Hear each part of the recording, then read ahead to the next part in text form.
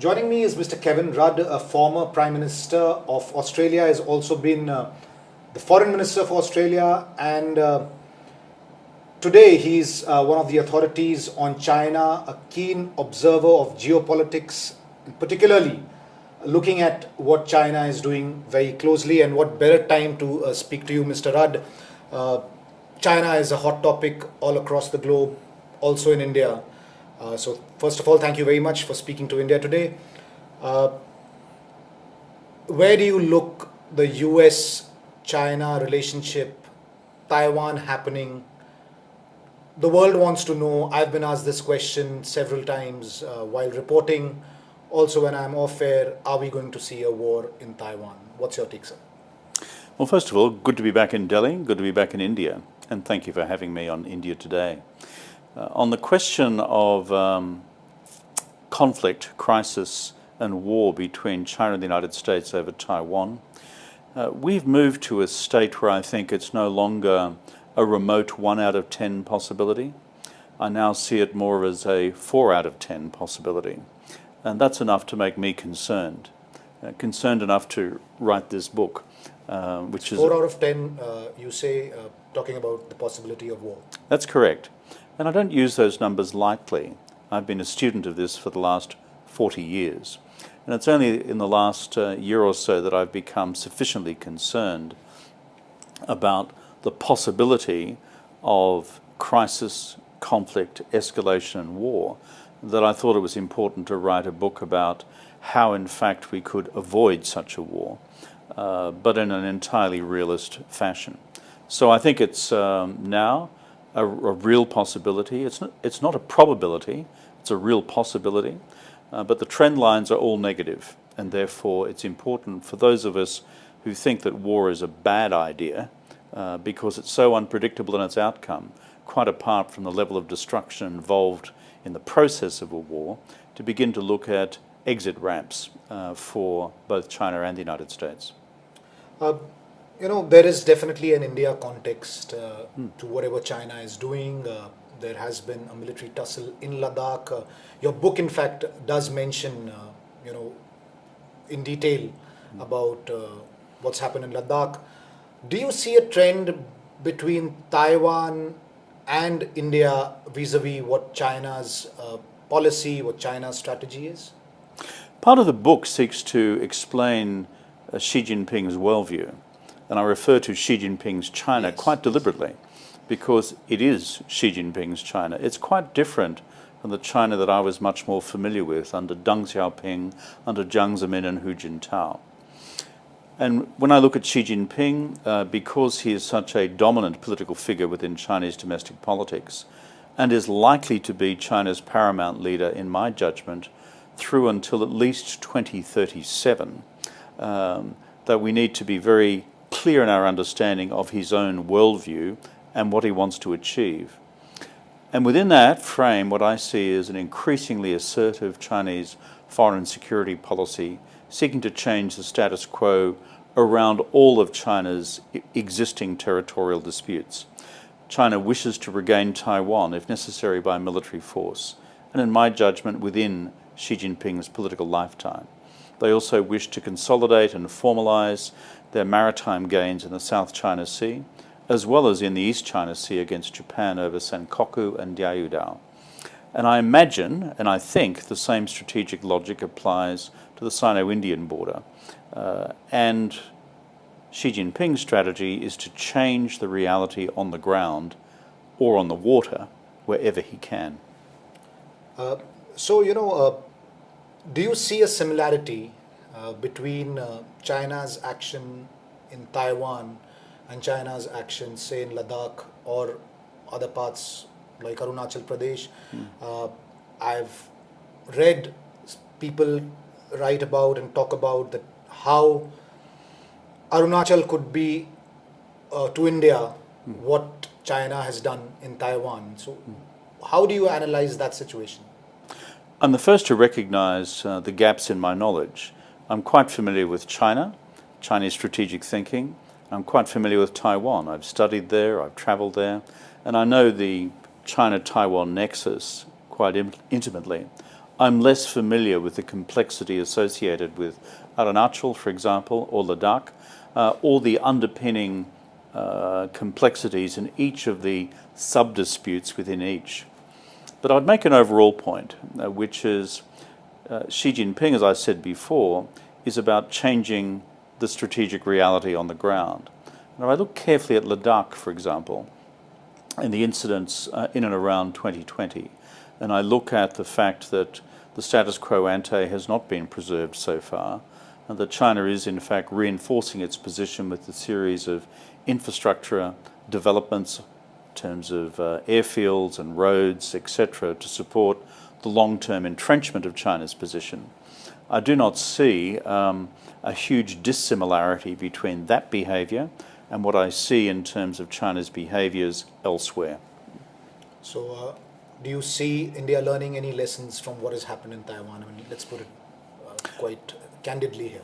Well, India has a long established and mature diplomacy in dealing with China over its border dispute going back to 1962, and in fact prior to 1962 as well. It's been long and complex. And furthermore, Indian military forces have their own mature standard operating procedures in dealing with tactical operations along the border. Far be it from me as a visiting foreigner to say you should change from this to that or from this to that. That's not my business. The purpose of my book is to say China's strategic behaviour I don't mean militarily. I don't mean militarily, but diplomatically. Do you see India learning lessons from what's happened in Taiwan? Let me just reflect on my own experience, which is two things I understand from Chinese strategic behaviour in general.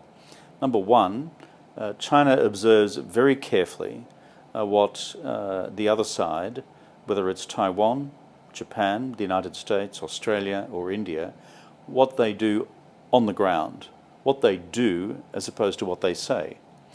There is a very clear distinction in China's mind between those two things. We hear that in India as well. Yeah, and the second thing is this. China, in my observation, respects strength and is contemptuous of weakness. Yes. That's very much a Chinese Marxist-Leninist view of strategy. How those two principles apply to the reality on the ground in Ladakh or Arunachal Pradesh is a matter, of course, for the Indian authorities to wrestle with. But my observation is that these are the two guiding axioms of how China views the actions of those with whom it is engaging. Your book has a very interesting reference, and I was surprised, frankly, that you were privy to something like this, about a Chinese PLA soldier being taken in custody by Indian forces in Arunachal, and China sort of downplaying the entire incident. Even India downplayed the incident. How do you look at China reacting to such situations when there is animosity, when there is tussle? China has been looking at downplaying these things, almost letting everybody believe that things are normal. How do you look at this, and where do you see the future, especially in an Indian context, if China were to normalize the dispute and the tussle along the line of actual control? Well, China's long-term strategy as far as the Sino-Indian border is a complex question. All the evidence at this stage, to me, suggests that China seeks incrementally to change the situation on the ground. Sure. That's my observation. And it's no different to what I see elsewhere. Secondly, where the individual taking of prisoners and the return of prisoners may go is a rolling tactical consideration within that general strategy. And the Chinese are well familiar with this. I think the broader question, which I also pose in the book, is something for our friends in India to consider. What happens, hypothetically, if one day Xi Jinping surprises us all by the grand gesture of geopolitics to say is, let's resolve this border. Let's do as Deng Xiaoping did with Gorbachev on the Sino-Soviet border back in 1989.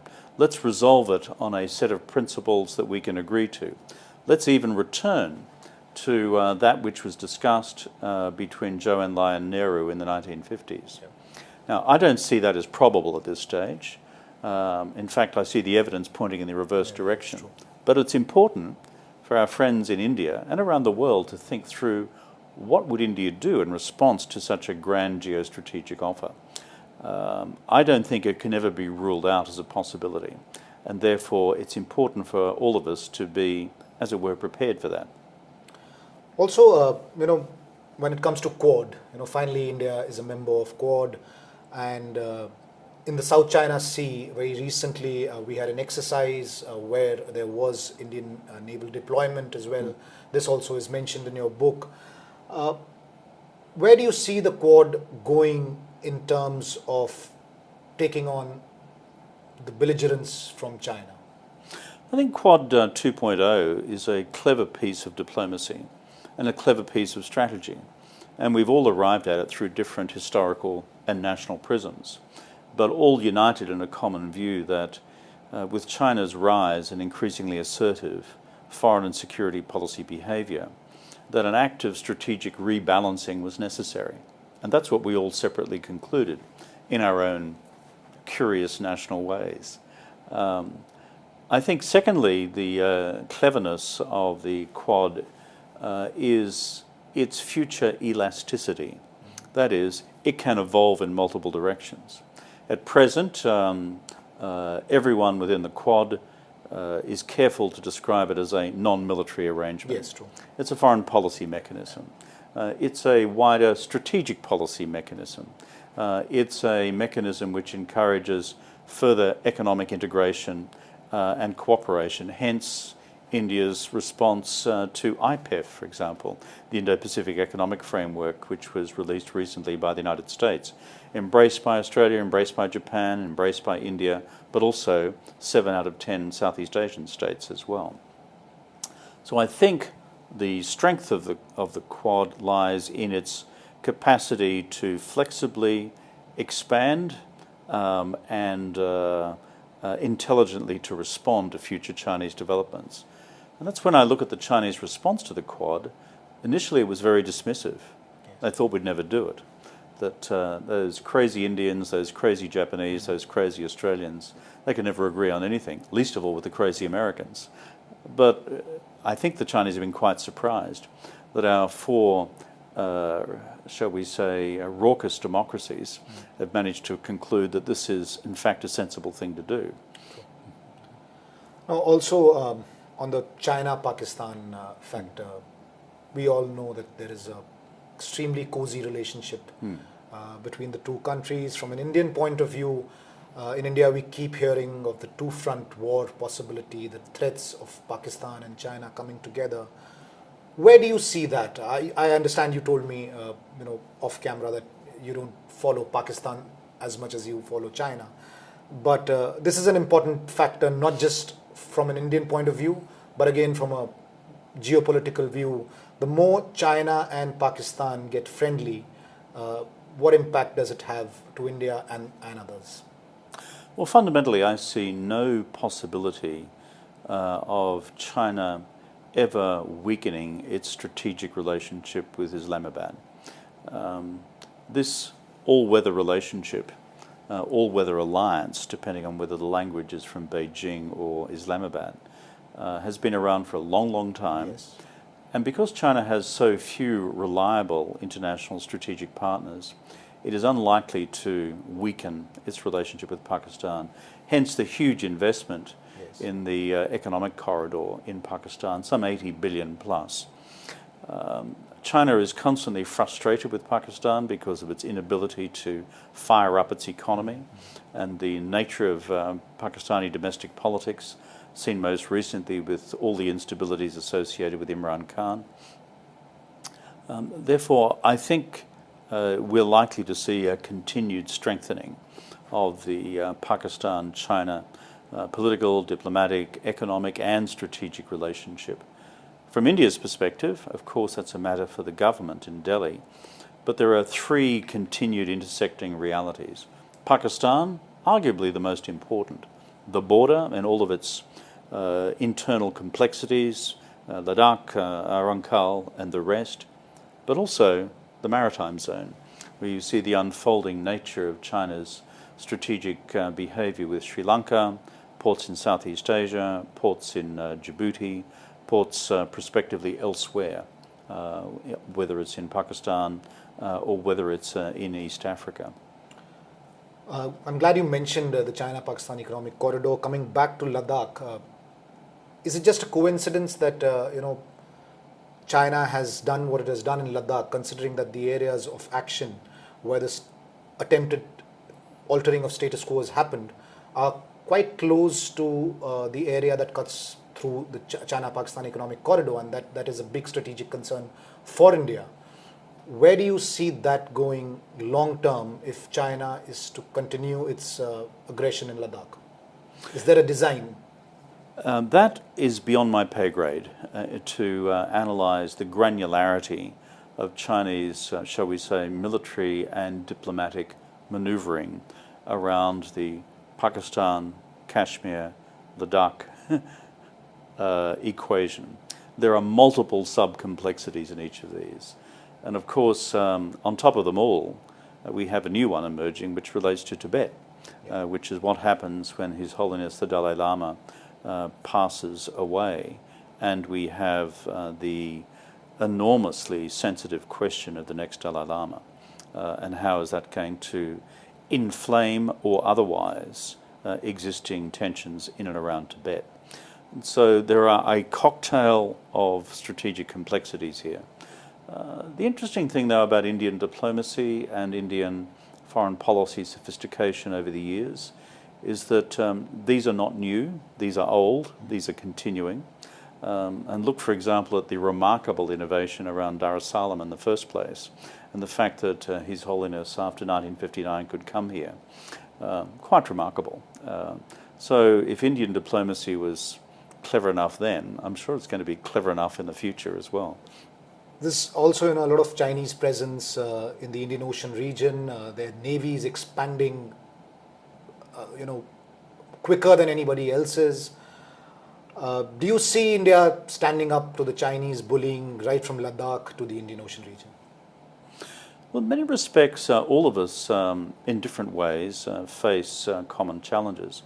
If you like, the Australian challenges are least in all of these because we're so far removed.